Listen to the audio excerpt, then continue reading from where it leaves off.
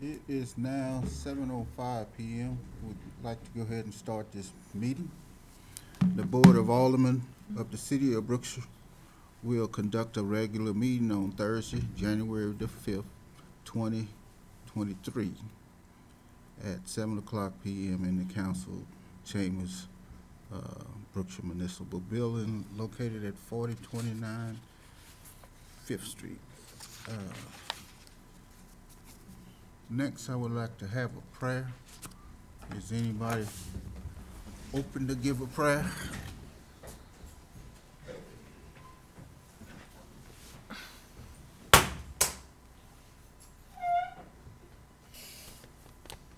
Guess I'm your default person. Okay, then. Dear Heavenly Father, we thank you for the opportunity to come to City Council to make the decisions for the citizens of Brookshire. Father, we just pray that you give us wisdom, Father, to make the right decisions. We thank you for all that you blessed us with throughout last year, and we just ask you to continue to bless us this year, Father. And we thank you once again for just loving us sometimes when we don't even love ourselves. We ask all of this in Jesus' precious name. I pledge allegiance to the flag of the United States of America and to the republic for which it stands, one nation, under God, indivisible, with liberty and justice for all. Thank you, Ms. Branch. Thank you, buddy. Yeah, that's my butcher. Okay. Chief Miller, how are you? Is there a list back there? Or nothing? Okay. Thank you, sir.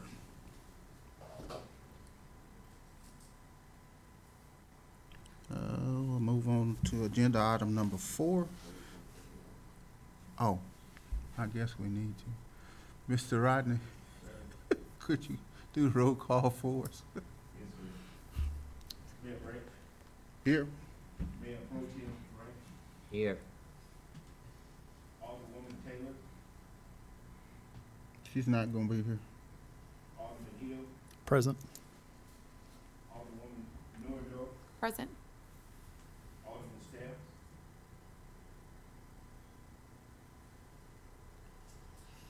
Guess he's not gonna be here. I haven't heard from him.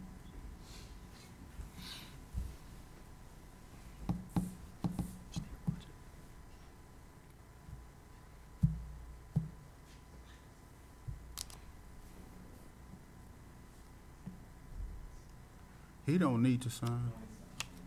He's on the agenda. Okay. Let's go to agenda item number 4. Discussion and possible action regarding a request by Black Panther Transportation, Inc.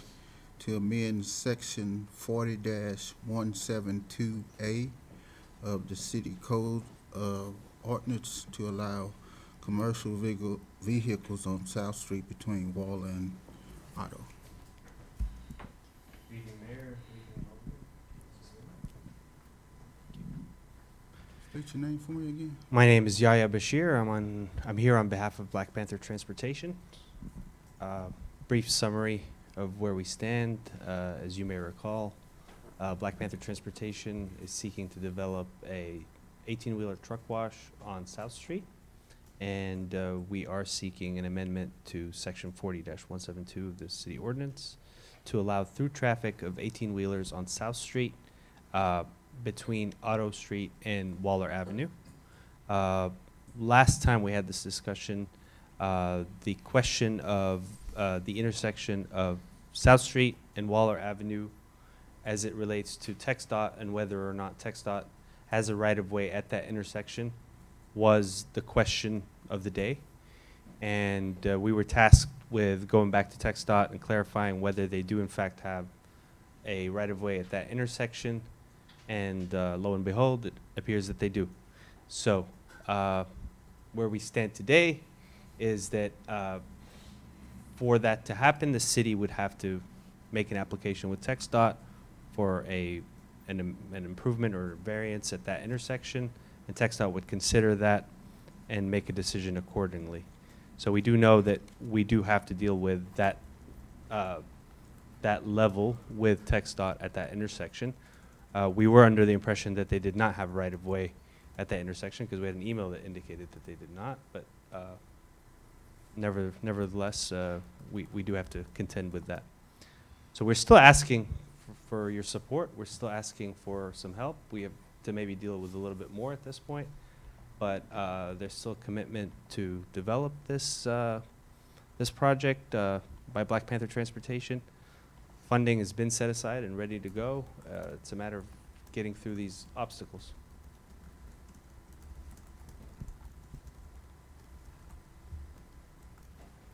Hey, you're on.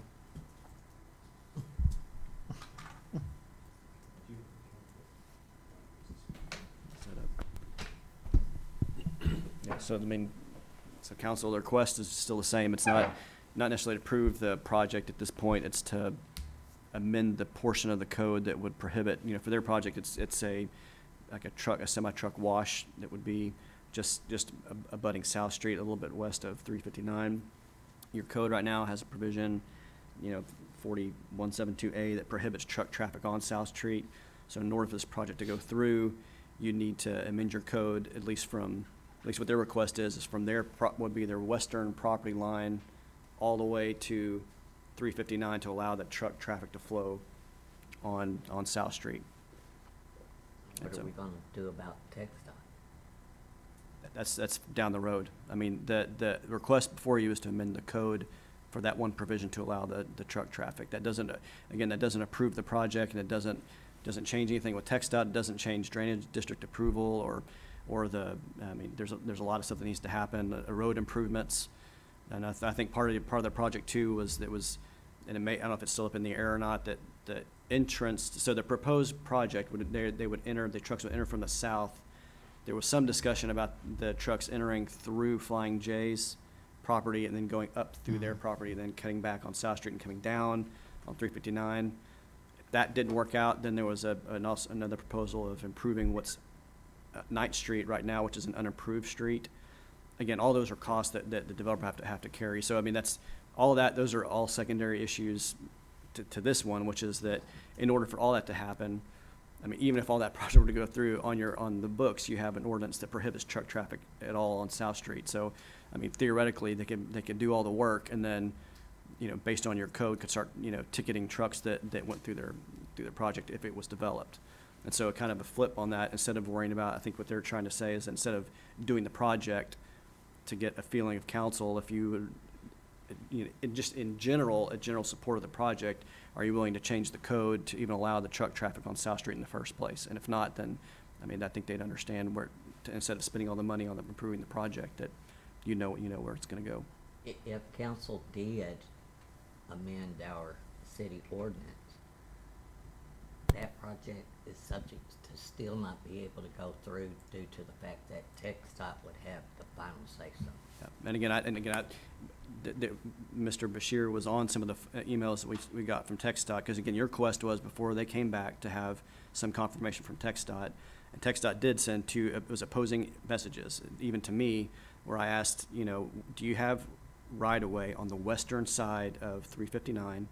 The first response I got was a copy of an email that was sent to them that said, we've responded to that, no, we do not. And I just followed up for some clarification, and they sent back right-of-way maps, and they said, we do have right-of-way on the western side of 359. So I haven't even looked into the process of what it would cost. I mean, what it would do to get rid of some of that right-of-way. Apparently, it's that you have to take some decision to allow them to work in that or whatever it might be. I do know that besides the TxDOT issue, you got there's going to be drainage issues. There's going to be, if a TxDOT portion of it, there's going to be improvements on 359 with the widening of that intersection. Right. And then if you have 9th Street improved, that's another issue. Our own issues of improving streets, improving 9th Street, improving South Street, and then all the development costs that are going to be for the site itself. And so and all the general permitting and all the development standards that go along with that project. I mean, it's all there. So that's why this code amendment is here first, before they enter in to do engineering costs and all that stuff that would go down that road. is it, I mean, it would send more of a signal to the developer if you're willing to even amend the code to allow the trucks in the first place, then that would, let the developer know should they even start down a path to improve the site with all the costs that are gonna be associated with that. Then I believe the last city council meeting, we talked about that y'all would make the exit where they couldn't go any further than Auto Street, and that would still be part of the deal, correct? Correct. The exit is curved. Curved. Correct, Mhm. so that they cannot make a left. They would have to go. I Right guess, towards Waller. Right towards Right, Waller. back to 350. Correct. Mm-hmm. And then there's gonna be even the right-of-way issues there, but then there's also, and I think in the email message that we were included on, I asked, because TxDOT's probably gonna want some kind of traffic impact study. I mean, that's not even a necessarily development cost, but if you're a proposed site, say it's super successful, and then you have tons of traffic, semi-truck traffic coming in on 359 to turn what would be coming north on 359, or even south on 359, but turning into either to go west, either into the parking lot of Flying J's or west into an improved Ninth Street. That's gonna cause some traffic, issues that they're gonna want some traffic impact analysis. Again, more cost, on your end for developing the site. Like you said, there's a lot of cost, a lot of development stuff that still would need to happen in the future. Sure, and I think there is a commitment to go through those hoops and to bear those costs by the developer. But as you mentioned, the whole project's a non-starter if we can't get the support of this amendment basically on South Street. The project cannot happen if that amendment does not happen. I'm willing to do what you're asking the city to do. And when TxDOT tells you, no, we done our part. Sure. Can I ask you a question? Is it possible, does it have to be a complete amendment of that ordinance, or is it possible to give just a variance to this one project, so that if this one doesn't go through, we don't now have an amended code that is open for someone else to impact, but rather it's specific to this one project? Is that? My motion, if we decide, would be only for Black Panther transportation. Is that correct? Yeah. You can't do that? Amendment to our city ordinance only for Black Panther transportation to be the only one involved. 10 other people can't decide to do a truck wash and have 18 wheelers. What I would suggest is you just do an amendment to the code for it, because the variance would be for something like if there was, we required a 20-foot street right away and they wanted 15, you could do something like that. But since we're dealing with the text amendment to an ordinance, you wouldn't want to put Black Panther's name inside the ordinance. So it would just be an amendment to the ordinance. And if it turns out the project is not viable, We can always amend it back. we'll just amend it again. So the motion probably should be To amend. allow 18-wheeler traffic on South Street from FM 359 to Auto Read it Street. straight from here. Along South Street, yeah. If that works with your plan, if that's what Yeah, you're it saying. does. Absolutely. The improvements to Ninth and to South, who shoulders those costs? It'll be the The developer. developer. Because they require He just usage of it. said that he. So, I mean, Am I quoting you right? So Ninth Street, yes. I don't know what the level of improvements required. I think we'd have to look at the I'm cost. sure that would be an engineering. it's barely a study. road right now. Right. And that's why I'm asking, because if Oh. we're going to be asked to shoulder that cost, I mean, you've got the church that accesses just that front portion, and then you have some residential homes. So no, Ninth Street would be improved by the. There's still the Right. There's still an option which has not been settled of using the Flying Flying J J. as an entrance. That door is not completely shut yet. So But he's saying if they say no and they're required to use Ninth Street, then it would be at their cost. yeah, it would not be. The South Street improvements, I'm not an engineer, road engineer for that, but Right. my guess is that there might be improvements needed just to handle the traffic, just the size of the trucks and the weight of the trucks. Right. Especially on the turn radius coming, if they're gonna be going east on South Street, turning right or south onto 359. I mean, those turn radiuses need to be improved, and so that's gonna be some cost. And my guess is there's gonna be some infrastructure improvements along South Street, and And again, it's the developer driven on that end. There might be some, acquisition of property or right of way if you're gonna make those things and you're coming into that church property to improve Mhm. that turning radius, you're gonna have to come in on their property a little bit. So, I mean, there's a lot of stuff to go on, but again, that's just the code amendment at this point. Those come later. So secondarily, why would we amend it going all the way to auto versus the property line of their property? I don't know, that's what I was asking. I don't know where auto would sit in relation to their property.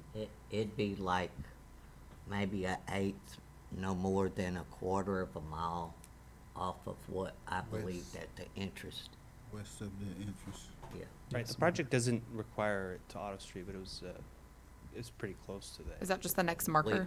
We just Next sort of major use that intersection, as but- a point of reference, I guess you would say. Do you know how far the western property line is from 359?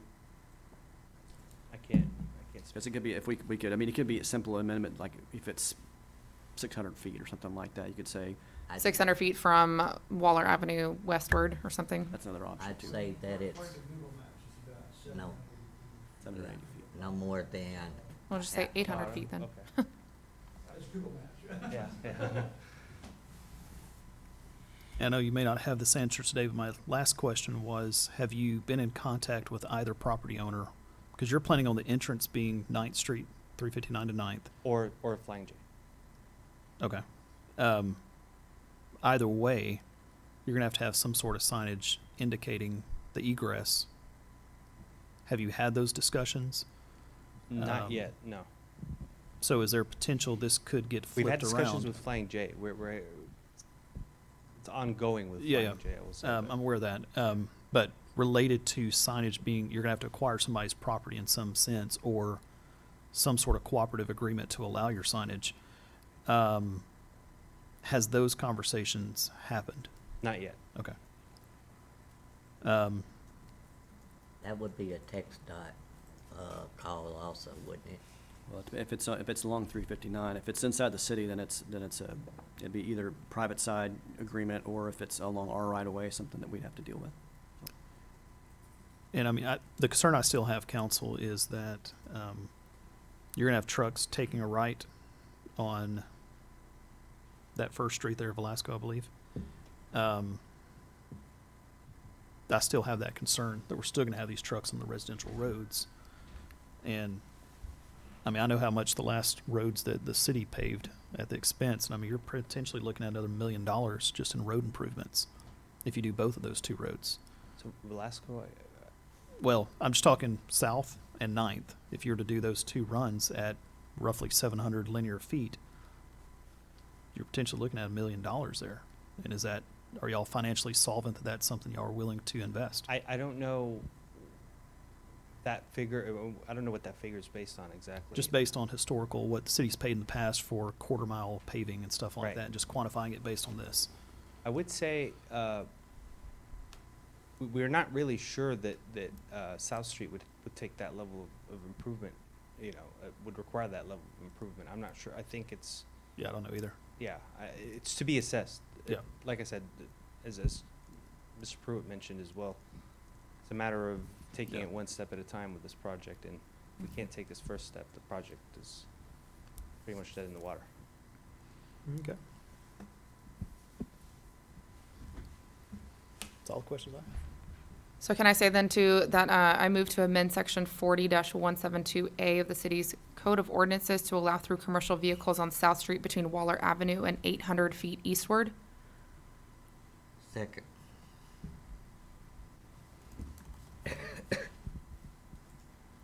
And Mr. Hill, Against. Is it eastward or west? he said. I'm sorry, westward. Against. Yeah, it's west. All right. I mean, I don't know. That's a question for Mr. Pruitt. I just don't feel I have enough information. What was the? We only have 4. Yeah. It still passes, it's 2-1. You gotta have 3. since You have a quorum, so, It's not that's not the majority of the quorum, it's the majority of the council, so you have to have 3. oh, really? Even though we have a quorum to do business? Okay. Thank you.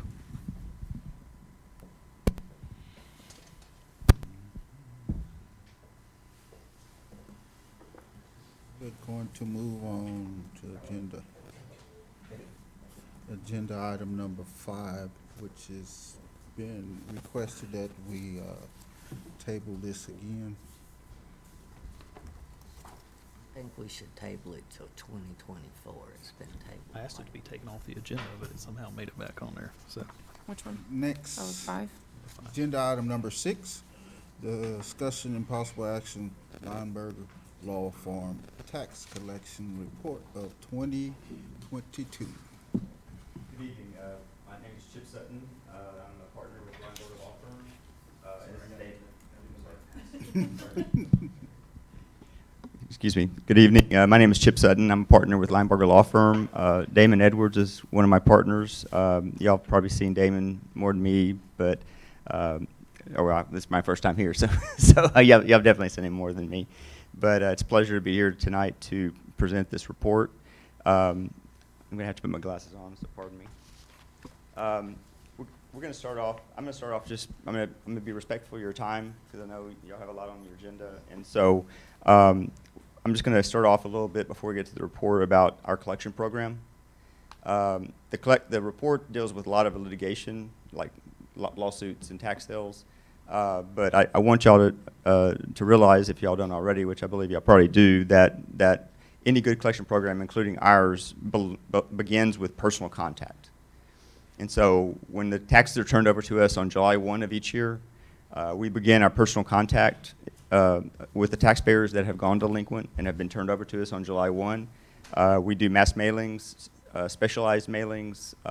The mailings start off as informative, like letting people know they have a tax lien on their property. And then as it goes, they get a little bit more informative. So it starts off educational and then informative. When I mean informative, it's like, a lawsuit can be filed against your property, that type of thing. And then we also do personal visits in some situations. We have a telephone call center. We use Noble Technology, which is a worldwide technology. It runs y'all's delinquent tax roll through their software. It gives us any good telephone number that they can find. And then we use the predictive dialer that they provide to call those numbers. And we do about 100 campaigns a year, about 2 a month, roughly. And it's really, I can't quantify how much money that brings in for y'all or for any of our clients, to be honest with you.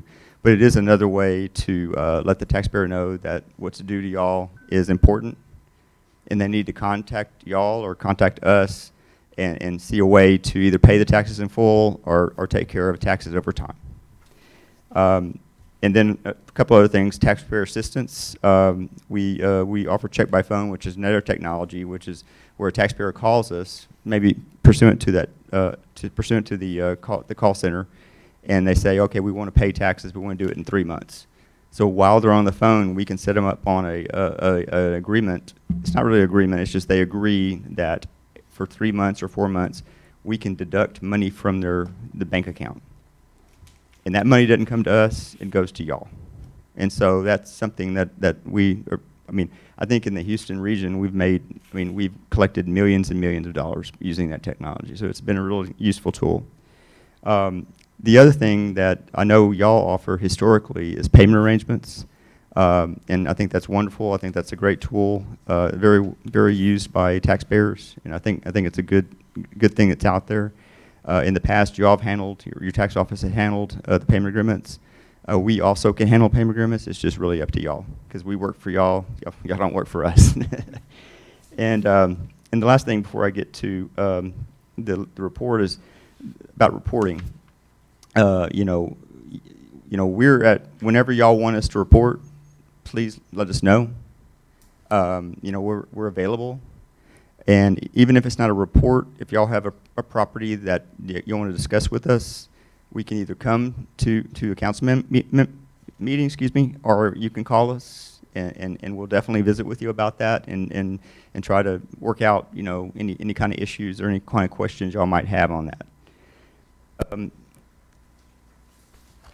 So we go to the report. It has Big City of Brookshire on the first page, and you'll see that the The time period on that is July 1, 2021 through November 30th, 2022. Let me explain why that time period is there, because I know on the agenda it says 2022 tax report.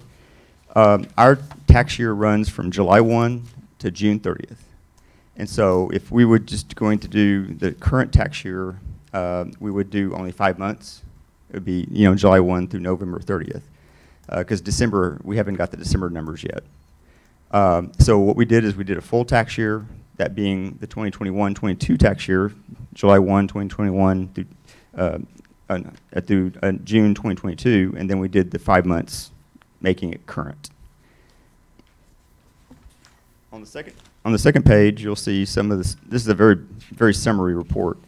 You'll see the mailing program. This is just part of our personal contact efforts, which I mentioned just a minute ago. In this time period, we've done 4 campaigns. Just under 1,200 letters have been mailed, representing $935,489.62 in base tax, penalty, and interest. The next item is lawsuits and interventions filed. We filed 30 lawsuits on 31 accounts, totaling just a little over $60,000 in taxes due to y'all. We've intervened on 9 suits in dealing with 12 accounts for just under $10,000. Interventions, as I'm sure y'all know, are where, let's say the county files a suit that we don't represent, and then we intervene in that suit. I'll also say that's just the suits we filed during this period. In preparing for tonight, I looked at the pending lawsuits, and we have well over 100 pending lawsuits that we're prosecuting right now. I couldn't give you a number because when I was looking at the pending suits, I think some of them are in the process of being dismissed for payment in full. And so but there are much more than 30 lawsuits pending. And the number was on the report was 200, but I would say that the true number is probably a little bit more, a little over 100, basically. Then the next is tax sale summary. During this period, we've put 6 properties up for sale. 1 was paid in full. 1 was pulled from sale. Generally, that's because of a payment arrangement or some other issue. And 4 properties sold for a total of just over $45,000 due to the city.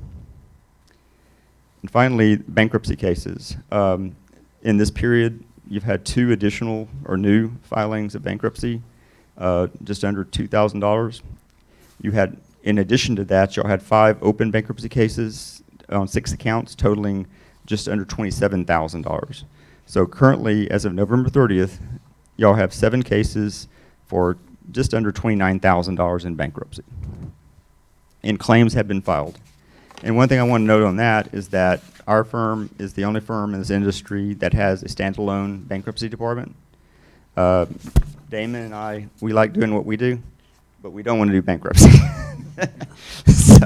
So we have attorneys, we have paralegals, we have staff members that do only bankruptcy, and they go anywhere in the country that is needed at no cost to y'all, because none of this is any cost to y'all. The people that go delinquent pay for our services, and they file claims. So these claims have been filed, and they'll prosecute them until they're paid or there's no assets to pay. For instance, a business that went out of business with no assets. And on the third page, excuse me, is the collection summary.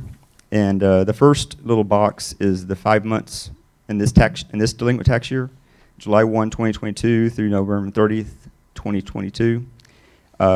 And you can see that that's only 5 months, but as of 5 months, we've already collected just under $90,000. I will note that that is higher in this 5 months than it has been in the previous 5 months. So we're on a good pace for this year. And you'll see the previous 2 delinquent tax years, both around $123,000, excuse me. Then on the last document that I have for y'all is a delinquent tax roll. Looks like this. And this is top 75 accounts. We can do any number of accounts y'all want. It can be 50, it could be 100, it could be whatever y'all want to look at.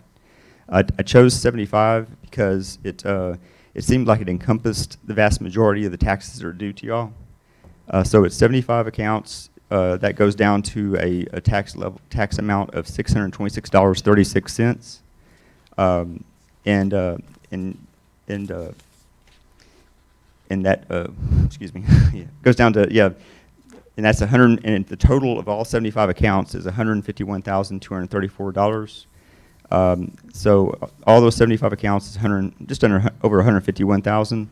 That's of the 213,000 you'll have delinquent as of November 30th. So you can see the 75 accounts are the vast majority of y'all's delinquent tax roll.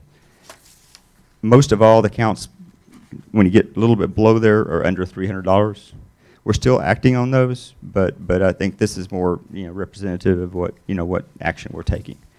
Now, if you look at the little spreadsheet, the spreadsheet, you'll see I'm going to point out a couple of things. First, the first two accounts, you'll see deferral, and those two accounts total up $38,000 of delinquent taxes.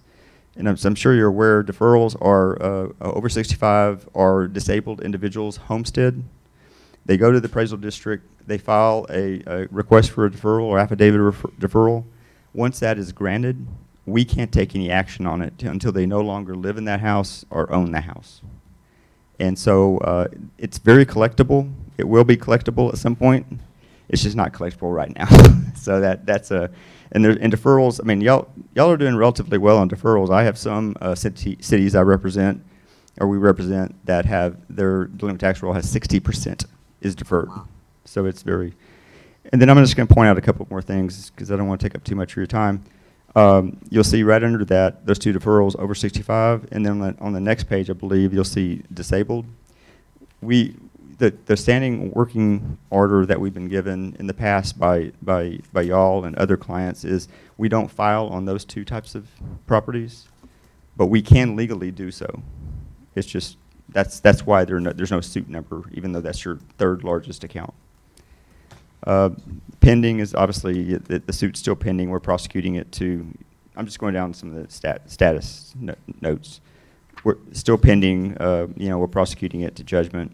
Title ordered, which you'll see numerous times on this spreadsheet, is that we've ordered title, we're waiting for it to come in, and that once it comes in, if the tax is not paid or not on payment agreement, then that will result in a tax suit being filed. The second page, title rejected, is that basically we've tried to order title probably on a number of occasions, and we just can't get good title for one reason or another. You'll note on that one, that's number 19 on page 2. You'll note on that one the owner is unknown, so that kind of maybe is a little bit of tells you a little bit about that. But we keep on trying to figure out ways to do it, but you can only do what you can do, and you can't file suit and go to sell if you need to go to sell. And usually with the title unknown, owner unknown, you will have to go to sell when you don't have good title, because you'll be selling bad title, a bad property title. I think there's just one more on page 4, excuse me. Second one on the page is, it says the status is collection activity. That just means that we're still actively prosecuting and trying to collect on those taxes, on anything that says collection activity. It's just that the dollar amount is such amount that we want to take additional action. You'll see that dollar amount is $907.66, and that's just 20 and 21. So if you think about it, half of that just went delinquent, just was turned over to us 5 months ago. If we file suit, the title is going to be $250 that the taxpayer will have to pay, and then the court costs will be $250, $300, whatever. And so you almost get to the point, if you file suit, and it's not something y'all pay, it's not something we pay, but if you file suit, you're adding, almost doubling the taxpayer's taxes. Yeah. And so we kind of go additional steps on that type of thing. So that's my report, our report. So is there any questions y'all might have for us?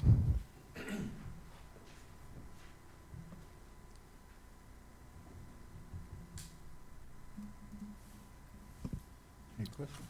I'm good. That looks good. On the deferrals, Yes. is a lien placed on the property, or what does that, I know you said once they no longer have the property. Yeah, there's an automatic lien. It's placed on the property. It's a legal lien. It's not a document, but it's placed on the property January 1 of each year, and that's every property in the city. Okay. And what happens is once they file the application, get the application granted, everything stops at that point. The interest drops down to, I believe 8%. Penalties stop running. And so then they can live in the house, and if they're disabled or over 65, until they no longer own it, or they sell it. I was fixing to say, he's trying to be nice. I'm trying to be nice. Yeah. I was look too, and at how I that. phrase that, but yeah. that's But then, what I was then curious about. after the deferral period ends, which is determined by the appraisal district, now we look at it too, because obviously that's a lot of money just to be sitting there with no action being taken on it. Sure.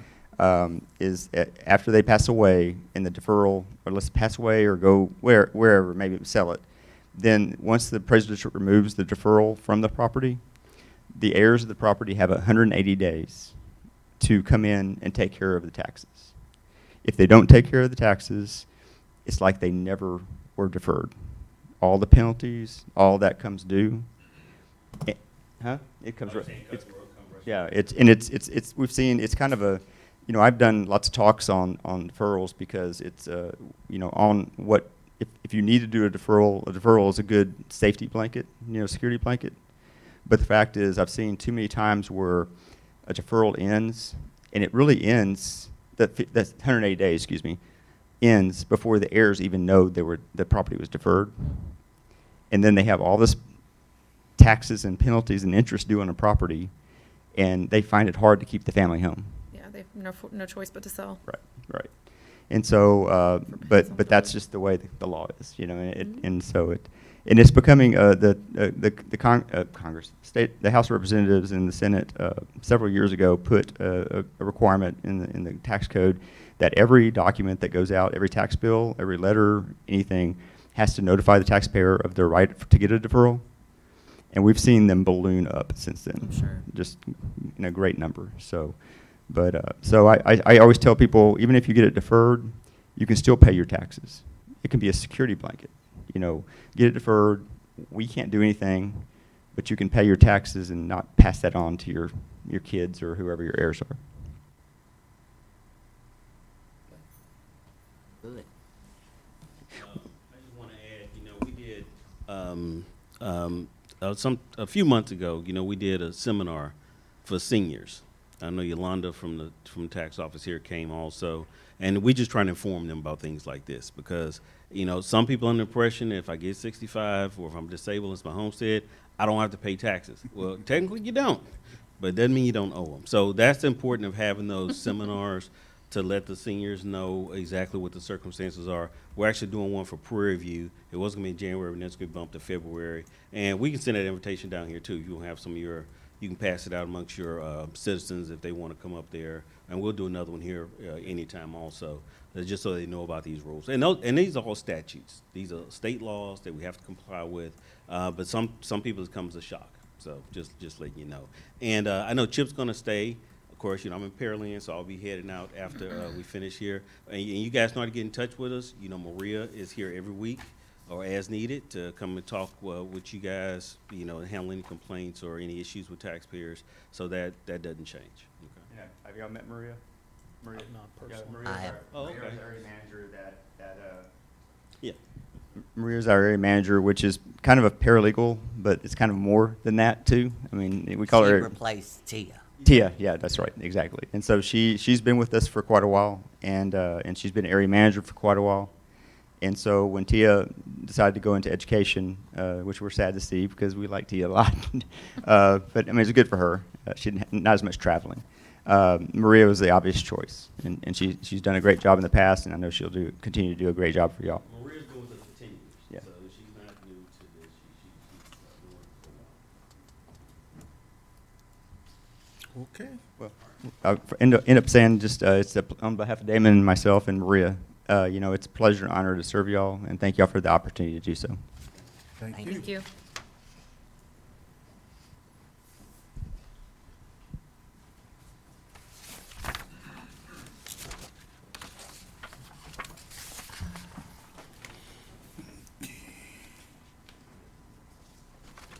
Y'all be careful. Or you be careful. We on number 7. Agenda item number 7. Discussion and possible action regarding old equipment of the city of Brookshire inventory. I think most of this stuff has already been voted on before and just action didn't get Be gone. taken on it, so for the second time. Right. The only question I have, does that include the big copier that was in the bank vault in the convention? Okay. I'm good. Well, I do want to do one question on some of this equipment. Is it all like broken and unusable? Some of it's not. You just want to dispose of. Okay. Okay. But it's not functioning for what you need it, right? Right. Okay. And it costs more to get it fixed than Right. what the original price is. So I know the action you've said, we have taken action before, but it's been for property that needs to be disposed of because it doesn't function. And so I'll just make sure all this stuff is just not something that's, because there's a distinction in the law between that kind of stuff and then just surplus that you just have double, like say 2 computer screens, you only need 1. There's a different route to take on getting rid of that. We don't so. have that much money, and you know that, Justin. Just joking. Yep. I make a motion that we allow the powers that be, I guess that would be Mr. Kelly, to dispose of all of the inventory listed on the 3 pages given to council. Second. And Ms. Nordhoff? 4. You want this list?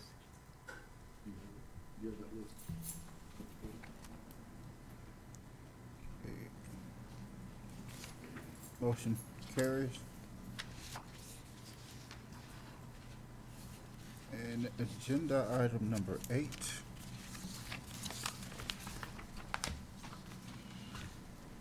Discussion and possible action regarding RFP banking service. Mr. Hill. Mayor and council, and I won't use the name of the current institution we use, but it's kind of become a recurring theme that we're having multiple problems getting the service that I think for the amount of money we have holding in accounts we should be getting. And I think it would be prudent for us to explore what options are out there. And Mr. Pruitt, I know we talked briefly on this. I'd like to see us have an RFP that also makes a requirement that we're able to deposit funds within the city limits of Brookshire. So the only institutions that would qualify to bid would have to allow deposits within the city of Brookshire.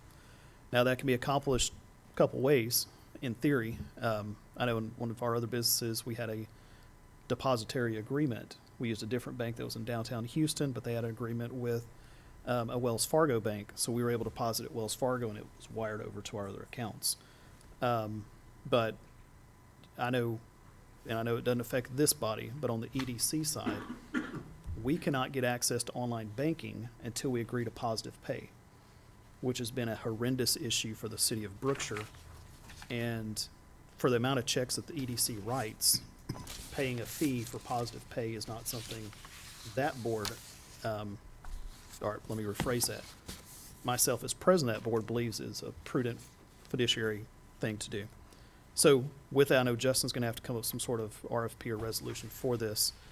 I mean, I'll open it to discussion, but that would be my motion if nobody has any further discussion. Well, I was very disappointed to find out that positive pay, they sort of have us held hostage,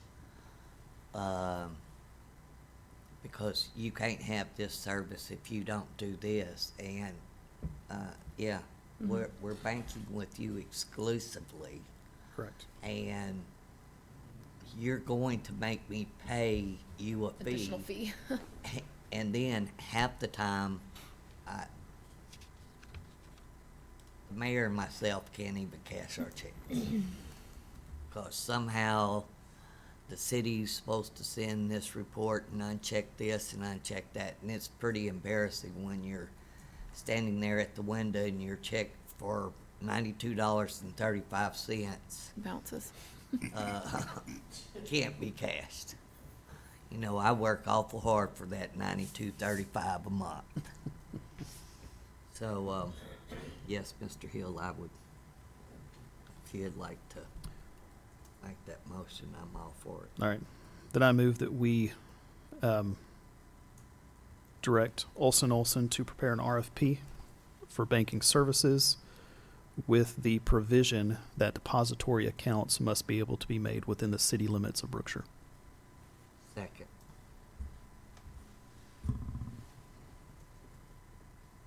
Ms. Newendorf? 4.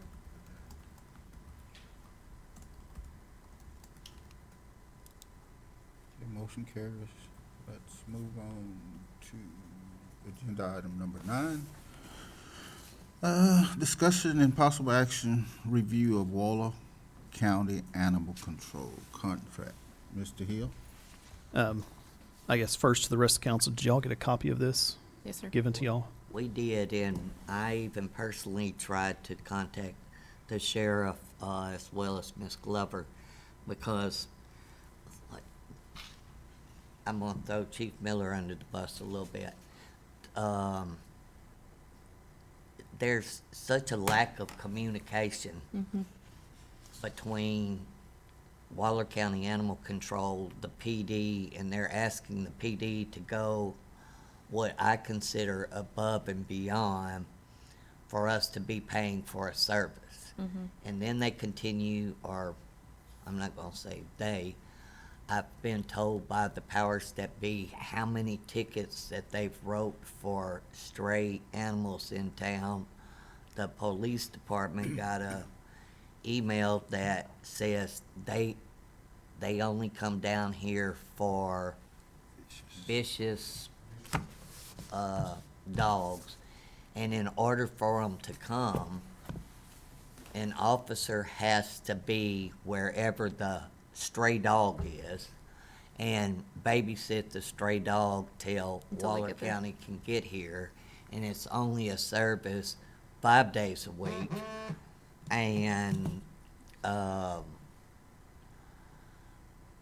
they're open 7 days a week, so I don't know why I only get Monday through Friday, 8 to 5. Am I correct, Chief Miller?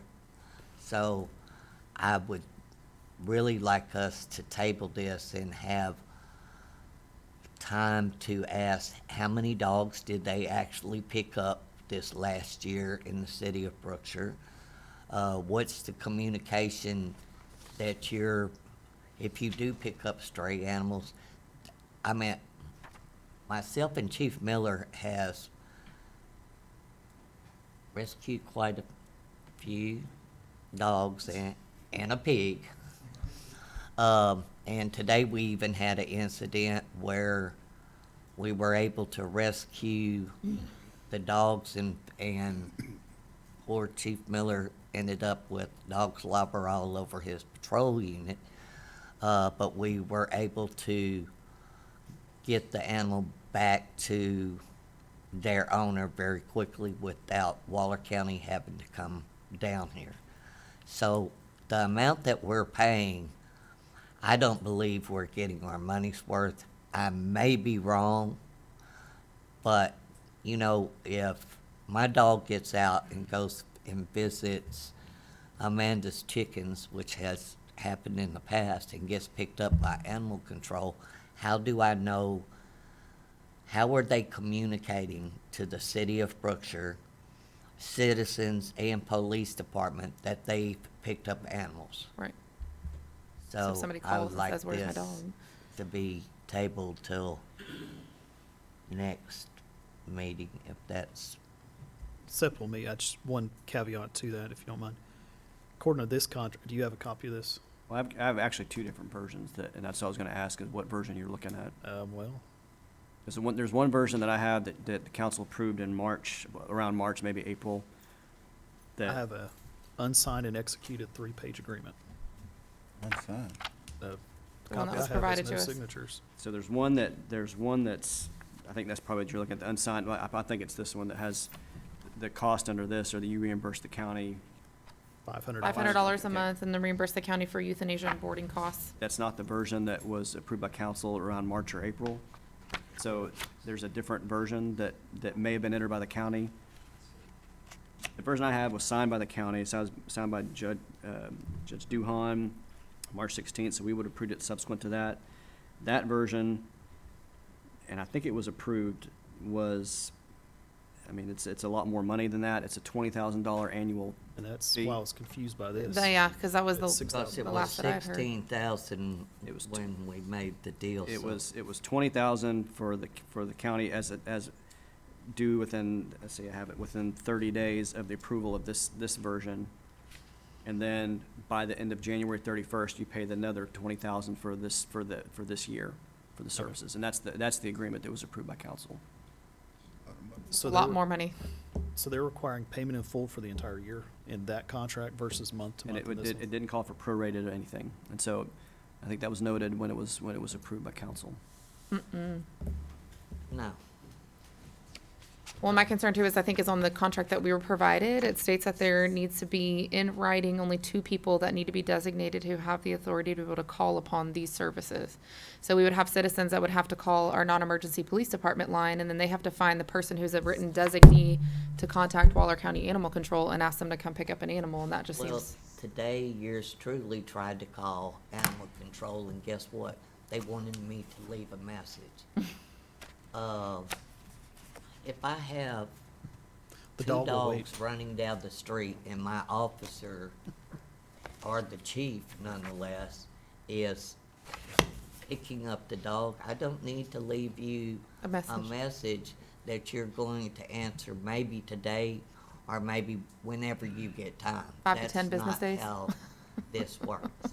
And a lot of citizens has complained that they've, well, and I think that's my concern is that we've seen, I think, reports fairly recently of a lot of people that are trying to call, and then they say, well, we call, but we can't get a hold of anybody, and now there's a question of, well, who exactly are we supposed to be calling? So it Right. sounds like another department that we go round and round with as well, and that's frustrating, to say the Well, least. Chief Miller had to intervene Mm-hmm. and still didn't get for the amount of money we paid, which was $16,000 a year in the services that we're getting, then the police department couldn't get it taken care of. So actually, I was here at City Hall, so I called the sheriff. The sheriff tells me to recall the Waller County hotline, and he wants to see how they put it out over the radio, because they're telling us they don't have anybody that can come down here right now. For $16,000 a year, I don't want to hear that. Well, and the fact that we're taking up one of our people's time, Oh, yeah, who could and be that's, attending to a possible emergency here. that's part of the, So that contract expires January 31st. No, so assuming it was approved, which I mean, for all I can remember, it was approved by the council. You had essentially like a partial term that started sometime in March or April, whenever it was approved by the council. That first term that was a $20,000 payment due within 30 days of that initial approval, sometime in March or April. That first term ended December 31st, 2022. The next term, which will end December 31st, 2023, the payment for that term, which we're in right now, is due January 31st. And that is for how much? The same $20,000? $20,000 a year. Yep. this is a copy of the memo from Lieutenant Avery, that undoubtedly talked to Animal Control November the 30th, 2022, and it says Waller County Animal Control will respond to animal control calls regarding dogs that are vicious and stray dogs Monday through Friday, 8 to 5. After 5 p.m., Animal Control only responds to vicious and dog bites only. If there is a report for stray dogs after 5 p.m., please send an email. Really, people? Include the location of the dog and call for service number for reference. And reminder for animal control calls, an officer has to be dispatched first and make contact with the animal and then we can contact Waller County Animal Control. So you're putting a lot of stipulations on the officer, and we may or may not come depending what time of day it is. And are any of those stipulations in the contract? Well, I'm just looking right now, there's two obligations of the county and the one signed, and they are the county agrees to perform animal control services as authorized, and it lists, 4 chapters of the Texas Health and Safety Code. So it'll perform those services on behalf of the city. And then the second one is the county agrees to respond to animal control calls for service that are received by the Waller County Dispatch Center. So that's So not in they're spirit with what I hear out of that. contradicting Yeah. themselves, but what gets me is you need to send an email, and when we get to it, the location of the dog. Well, I can guarantee you a stray dog is probably not going to stay there till you answered that email on Monday morning. You're supposed to tell it to sit and stay, Kim. Yeah. Oh, You feed him. didn't you hear? We were supposed to tell them To sit and stay. right there till we get help. Dog food played a big part today with pit bulls. I had dog food in the back of the truck, so I was able to give the dog a little food. Now, one of them stayed and was able to get in the truck with me. The other one wasn't trying to do it, so Well- that was the meal. Correct me, Mr. Pruitt, the new law that just passed, last week in the state of Texas says once you feed the dog, it becomes your property. That's right, yeah. So I would be careful feeding them dogs. Waller County has. I was like, what law? We're out of session. I guess somebody, But I got him though. I did get it, and he's with his rightful owner now. But they're moving on so fast in the city, so I think the county wants to kind of follow these dogs until they get here. But we be all over the city roaming around these dogs. That's some of the problem. And they want it, or to keep them captured. We don't have a place to put them. If we had a place to put them, then we wouldn't need Waller County Animal Control. Really? Make sure it's red.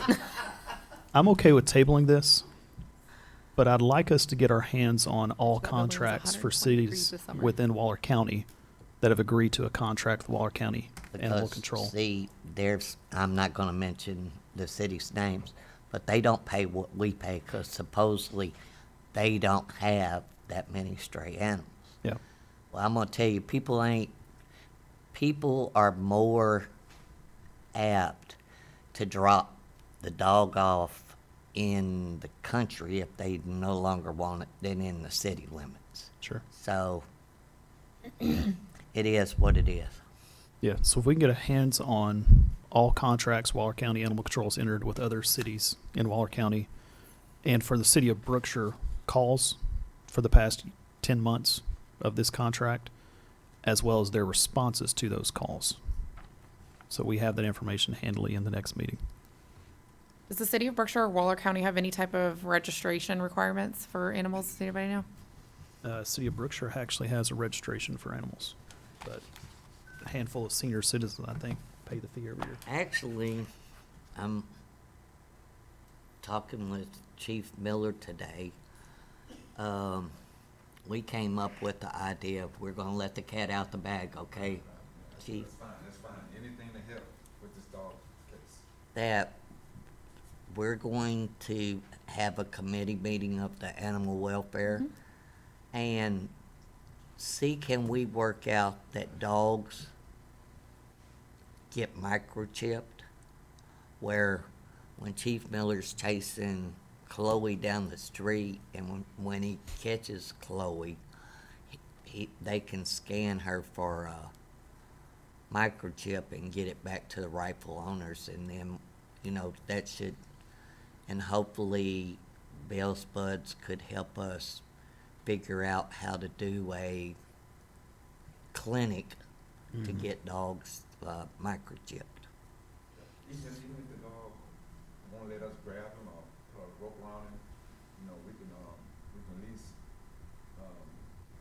get the dog back without Water County having to come way out or waiting on them on Water County to get here. Right. There are other municipalities and cities and counties as well, though, that require not only rabies obviously rabies is required by law, but you have to purchase a special tag with it for your county or city.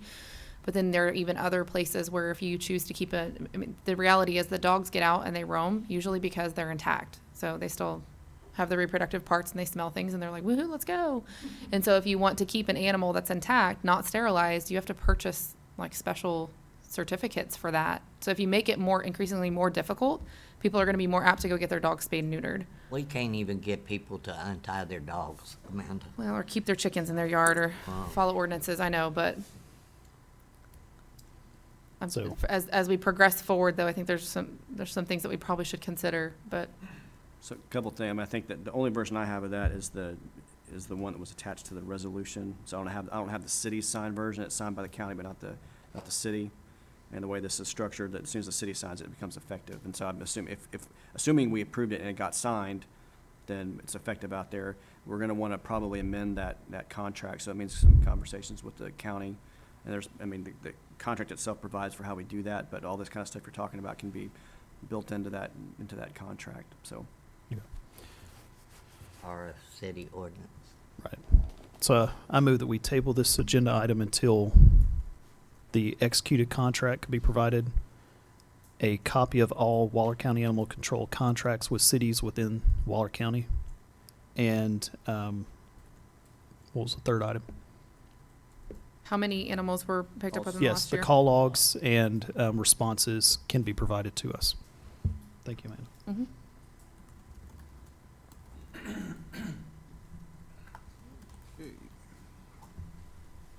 Second. Yes, you moved. Or did you second? I didn't second. Sorry. I was I still. was fixing to ask who's doing it. Digesting Sorry. all that. I was trying to finish typing out the sentence, and then I realized there was a motion. Ms. Branch? Or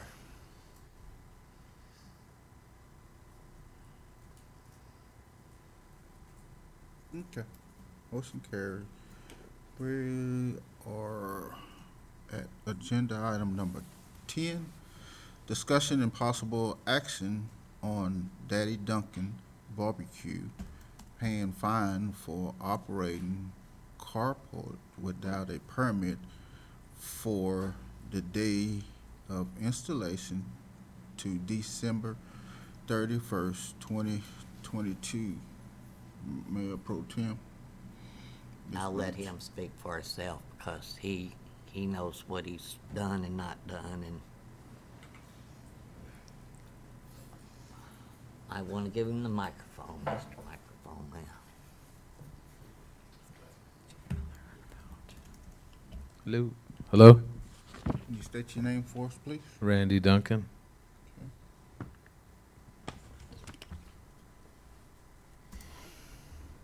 Go ahead, sir. I wasn't sure why I was being called in tonight until I got here, but see that you'd like me to pay a fine for the carport, so want to get it past us, start a new year fresh.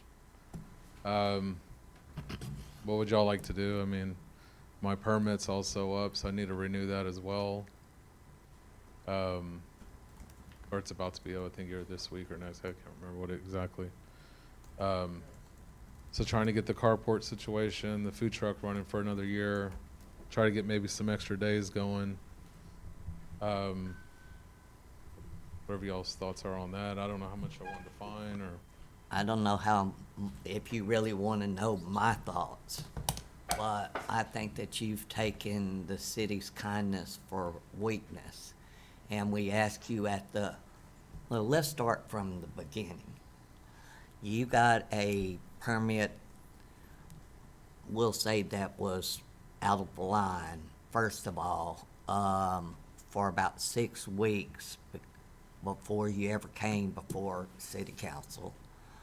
And then the other city council members gave you to December the 31st, and we told you you may or may not get a renewal for your food truck.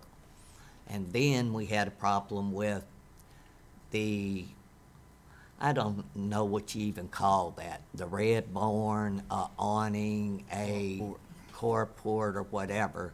And when you appeared before us, we asked you to come the next day and explained to you that you would have to pay double for the permit, and you've not came, and, you know, you're supposed to be able to operate Friday, Saturday, and Sunday. And if you look on Facebook, I operate in Brookshire Friday, Saturday, and Sunday unless I have something better to do. Oh, So, Okay, I'll let you finish. if you're asking me, I'm not giving you, I didn't give you the permit in the first place. Yeah, that's understandable.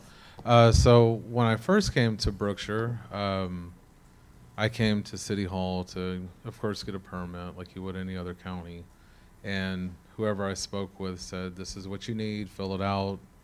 You're kind of doing pay this many weeks. And then I got a city council letter saying, hey, you got to come in more officially to, you know, get your permit. And usually it's per year, but y'all want to do a 6 months. So I was like, well, it's worth a try. I mean, you just never know where you're going to be at anyway to see how it's going to be out here or down the road or whatever. So I was willing to do the 6 month, but when I paid for that, I paid for a year actually. We don't have a 6 months, just where we don't Yeah, have to so debate that. I got charged for a year. If you came Then in the December carport- the 1st, you would get, we don't have bi-monthly, we don't have bi-yearly. It starts January 1, and like I said, if you come December 1, you're gonna pay for the whole year. Okay. And so It's not just you. Yeah, and I did that, so I didn't break any rules there. The only thing I did was I put up the carport for my customer's sake. I had somebody pass out, and I've explained that already in 2 or 3 meetings. Keep people out of the rain. There's no shade there whatsoever. 2 days after, I came down, after I received a letter that, hey, you need a permit, came down here, I filled out all the paperwork, never got a response back. I got a letter on the food truck saying, hey, we're going to charge you a fine from the Brookshire PD every day until it's taken down. And then when I spoke to the mayor, he said, don't worry about the fine. We're going to pull another city council meeting. The last meeting I came to, I was here for 3 hours, had my kids with me. Place is packed. People are yelling at me. There was no resolution. I left. I didn't even know what to do. A week or so later, I had to have back surgery. I was out. I had my crew running at the show over there. So it's not like I could be up here at City Hall trying to figure things out. And then the holidays hit. Now here we are, New Year's. So if it's a fine for the carport, I like to get it situated. Maybe try to do another year in the food truck. If not, then I'll have to figure something else out. I mean, I hate to be a burden. I know y'all got a ton of stuff going on too, so I just want something positive. I'm willing to negotiate. What do we got to do? Oh, we tried to negotiate with you, sir. Okay, and I didn't feel that way, but And you what was the unpolitely, negotiation? unpolitely told me that you would just pick up your stuff and go. Well, You've threatened the No council that was disrespect, but every time I twice. come up here, you're the first one to say you don't want me here. So why? Because Of course you you would won't feel that follow way. That was the way you felt the rules. first day I said, hi, I'm Randy Duncan with Daddy Duncan's Barbecue. You're like, oh, food truck. Why is he even here? But I'm not going to say any more on it. I mean, there's other people that can vote as well. You already said you're against me. I'll pay the fine. Trying to get my permit reinstated. All I do is sell barbecue. I haven't broke any other rules, laws. Even my dumpster that I couldn't have, I already gave that up. I only got to have it for like 3 weeks because apparently we're supposed to have a fence around it. People across the street have a dumpster, don't have a fence. Guy across the street has 15 carports. And I'm pretty sure, you know, he just sells carports, but I don't understand. When I put a brand new nice one, it was just like automatic, like It was bees red on and honey, or you what do you didn't say, come flies to on city, honey? you didn't come to City Hall I and came, but try as it. soon as I was like, oh, I didn't realize I had to have a permit. I thought it was kind of just like a private type thing. Of course, the food truck's open to the public, but I'm just trying to say I'm not doing anything to step on toes or purposely to go against the city in any way. I get $5 off for teachers, first responders. I get free drinks. I do specials. And yes, if I have catering, like a wedding or something big The like World that, Series or Chick-fil-A. yeah, I'm going to have to go do those previous events. Yeah. I can't always be stuck to that location. I mean, it has to be flexible as well. Now, if I had the staff that could run the truck and run catering, I'm not a big operation like that.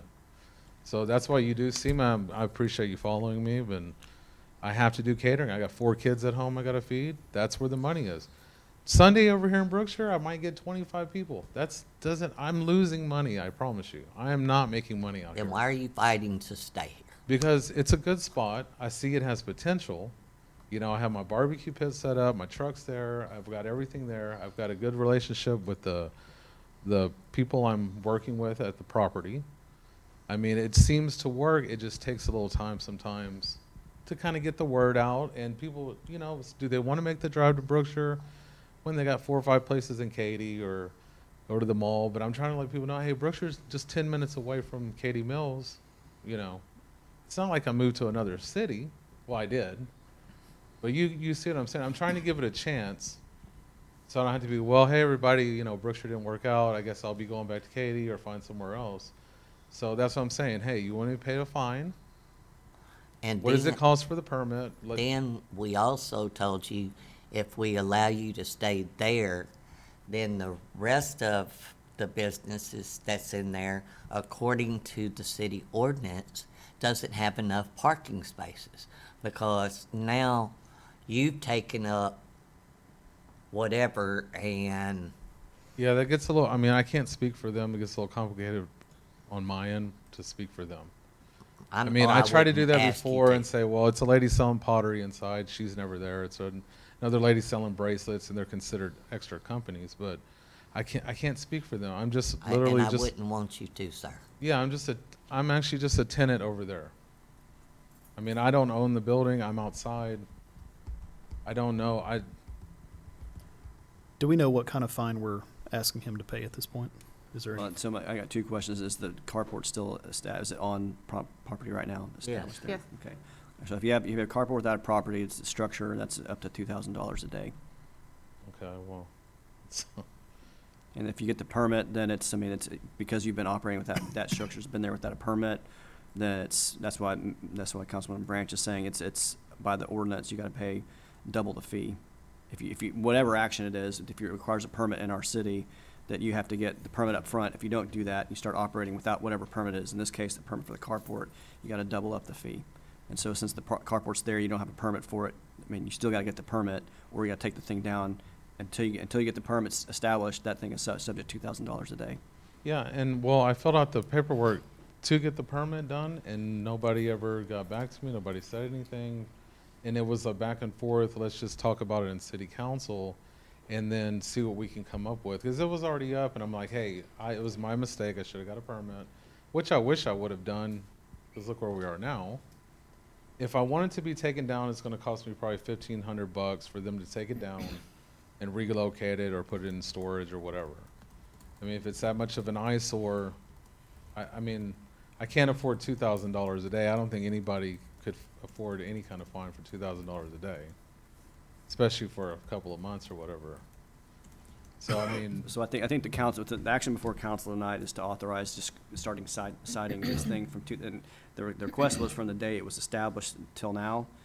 I mean, but even if that's not where the council goes, if they even say from this moment forward you're going to get cited $2,000 a day, then I mean it might be good for you to either commit to getting the permit or to let council how long it's going to take you to get the thing down. yeah, well, I'd love to know how to get the permit because I filled out the paperwork, and if I could be allowed to have it, because I'm still going to have customers waiting in line to get barbecue. It's not for me. I'm inside, you know. I'm out of the rain and the cold and heat. They're not, and it's people that live here in Brookshire and other people coming in, you know, and it's not structured where it's into concrete or adjacent to the building.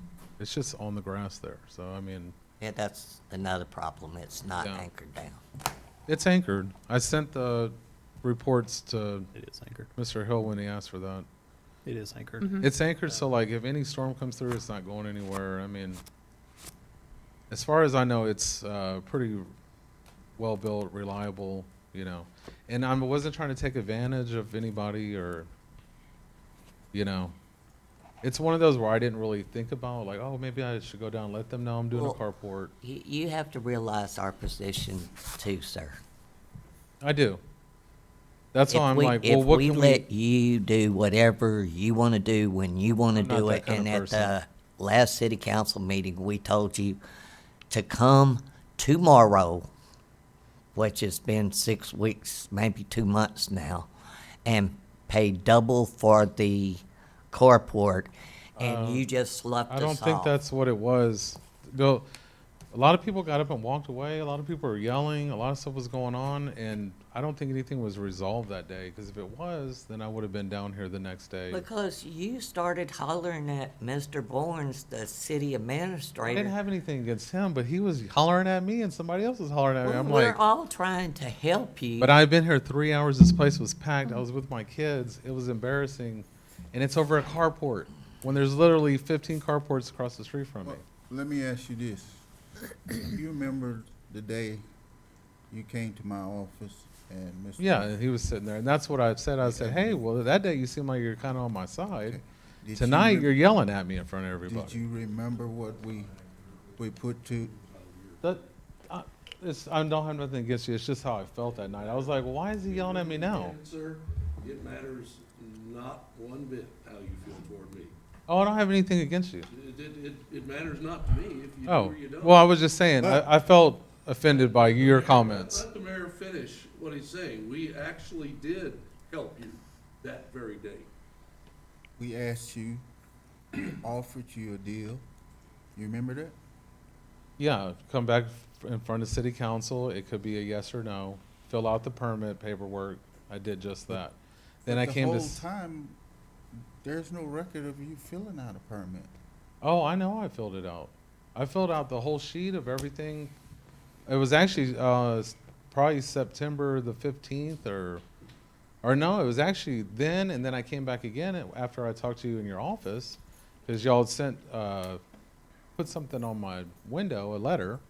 I'm like, hey, well, how much is the fine? What's going on here? What do I have to do to make things right? But You're did like, you- don't worry about the fine. And then I went to the window and I filled out all the paperwork.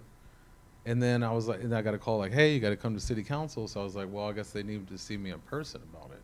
I mean, I don't know. I don't know how any of this stuff works, honestly. If y'all want the carport down, I'll take it down. If I y'all, make a motion that they were kind enough to give you 4 months or 5 months, and we're not allowing any more food trucks in town Okay. till we can.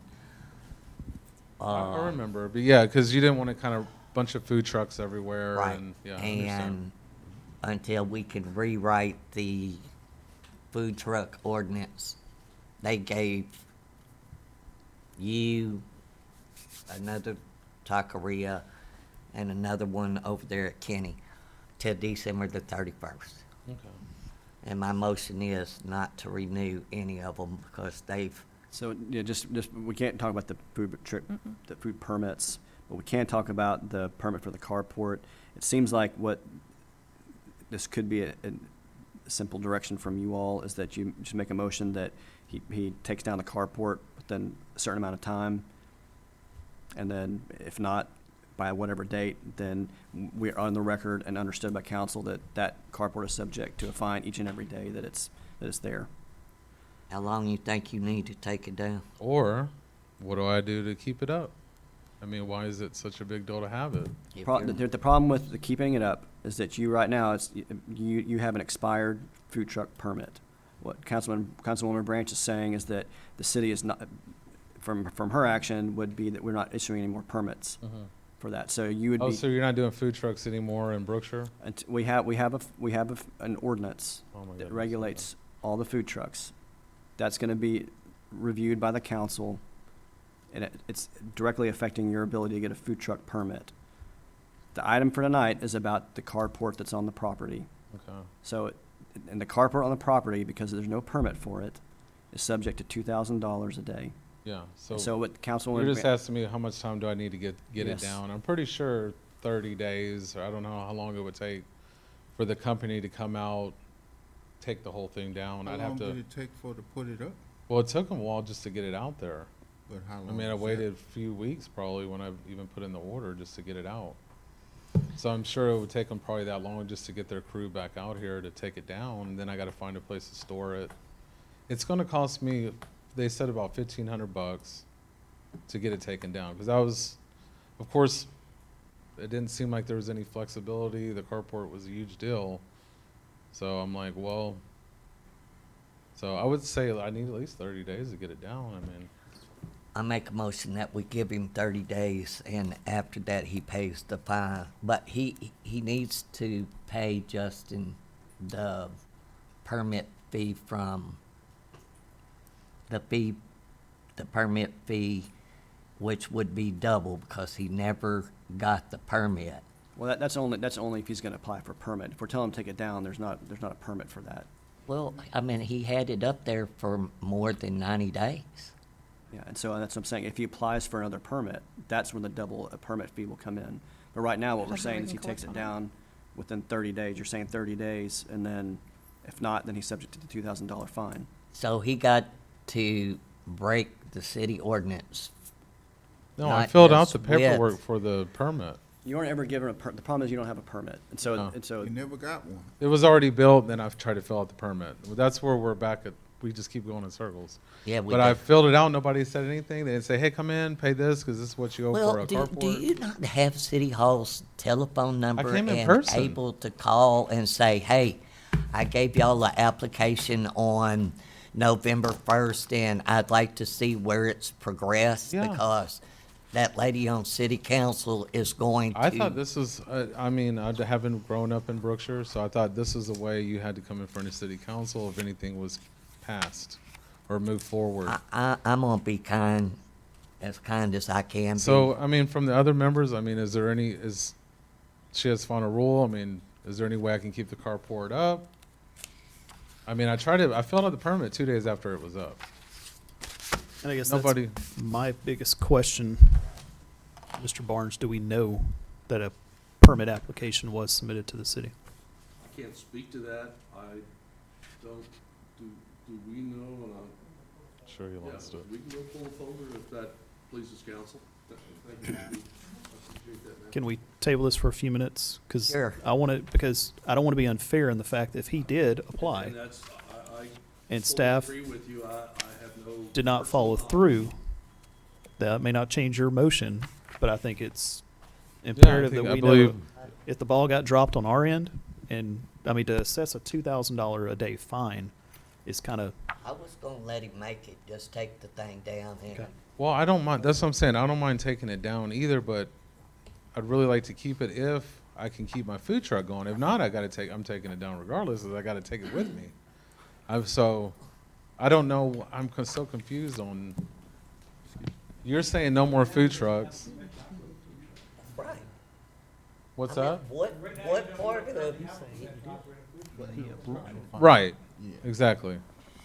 So So that's either they're gonna reinstate for another year and let me keep the carport, and then we just all move about our business, and I bring, Oh, I think while she's looking for the folder, I mean, you asked for the opinion of the other council members, so I'll give my opinion. But from where I stand right now, I don't really have any concern with what previous decisions have been made prior to whenever I was installed into this office. How other things were done with other businesses is not a concern to me here. The business that I know that you keep referring to is Eagle Carports on the corner of Waller and 90. They are literally a carport business. So they would have carports available because that is what they sell. Referencing others that don't have fences around their dumpsters, that ordinance was actually just recently changed by this current council a matter of weeks ago. So any of the businesses that currently have dumpsters without fences were probably grandfathered into the previous one. If the business ever changed ownership, then they would have to come up but to do you code. see how I feel like I'm being kind of, But that's the way the ordinances and codes work, Yeah. though, that once ordinances are amended, then it applies from that point going forward, and things don't change with other businesses that are currently there until those businesses change ownership or the building changes ownership. Yeah, no, I But my whole understand point, that. though, I think, is that the way that I stand and the way that I've seen things go in the last 5 years since I've been here, and the whole reason why I ran for office is because I didn't want that to be the case. I don't want it to be perception is reality and other people are treated differently. If there's an ordinance and there's a code, then there's an ordinance and there's a code. And to me, that's black and white. That's where I stand. Okay. Um, So somebody puts up something like a structure, whatever you want to call it, and they're like, "Oh, I didn't know I need a permit."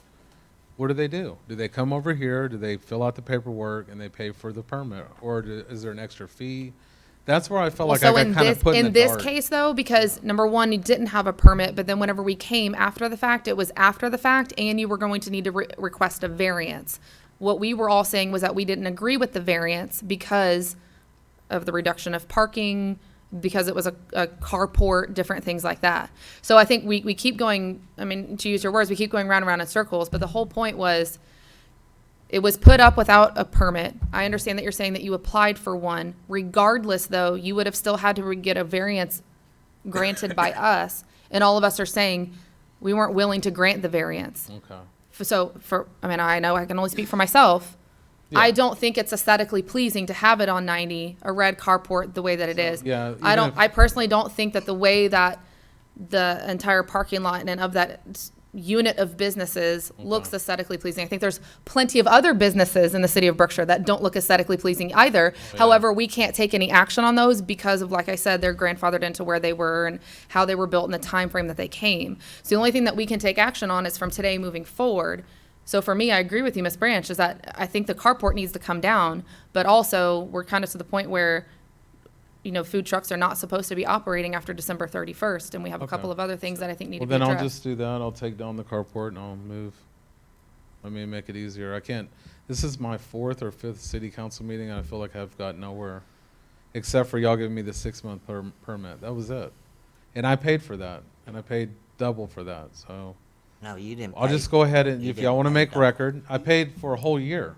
I didn't pay for 6 months. I paid for a So year. for council, just council, so you. Yeah, it could be in December. It's still a year fee. That doesn't make any sense, but So staff pulled the record. So we have one application for a permit. It was issued on September 13th of this year. that was the day the carport was put up.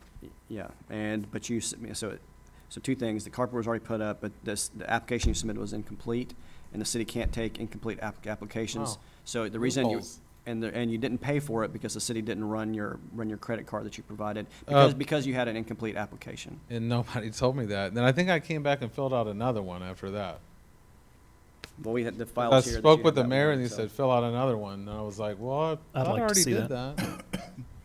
I mean, I don't, y'all make the decision. I can't anymore. I wanted to be negotiable, but 2,000 a day, no more food trucks in Brookshire. I mean, I don't see what the point is. I'll just get it taken down, give me the 30 days and I'll be out of here. Works for me. Okay, great. Would you like me to make that motion? Oh, I can make that post, don't worry. I said motion, sir. Oh, I thought you said post.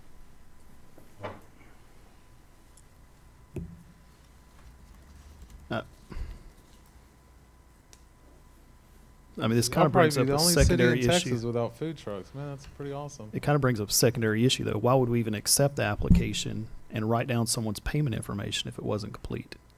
Yeah. That doesn't make sense I to me. think we handled that today. Wondered my same thing, and see, the blinky eye thing is not professional. The what? The blinky eye, hey, you know, we already handled that. No, it's not. It's not right. I didn't blink, sir. I said, I think that we handled that today, and I'm not going to put the city's personnel policy, So every food decisions truck in out of- Brookshire's getting kicked out? That wasn't a reference to you. So what it sounds like, you had a motion that's been made by Councilwoman Branch that was to take the thing down in 30 days or you're assessed a fine. Okay, so what's the final? Because last time I left here, I was kind So of. the council hasn't, so you might as well just wait a second. Yes, Council hasn't taken any action yet. Okay. There's been a motion made to take the thing down within 30 days or you're going to be assessed a fine. So, just out of curiosity, what was incomplete about this? I don't know. Okay. But the point right now would be that if, The very first page is The a whole list. series. It tells you everything that needs to be on there. Check mark, put NA on it, it doesn't go by. See the Oh, boxes there it is. that appear in the left Yeah, I'm looking at it now. column? You'll see none of the boxes have been checked. Which is including permission from the ownership, given permission to set. Is it possible to recess into executive session? sure, yep. I would personally like us to do that, because I think we've got a few things need to be discussed first. Just, so. Mayor, you what have to am I call, supposed go in executive session for it. Okay. It is 8:35. We'll call a recess.